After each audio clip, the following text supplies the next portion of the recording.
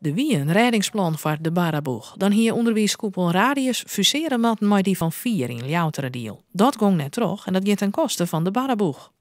Als wij op 1 januari jongstleden waren gefuseerd met onderwijsgroep 4... dan had in ieder geval de Barreboeg nog een jaar lang open kunnen blijven. En dat is niet gebeurd, dus nu moeten we overgaan tot sluiting. Wat zijn de personele consequenties? Het gaat over 3,5 FTE. Dat betreft ongeveer 5 personeelsleden. We proberen die op 1 augustus aanstaande nog wel aan ons te houden, maar in principe vormt er op termijn ontslag. En die klap komt hut on. Ja, dat is echt heel zwaar. Wij zijn de laatste jaren daar alleen nog maar mee geconfronteerd met die krimp en dus ook het ontslag van mensen.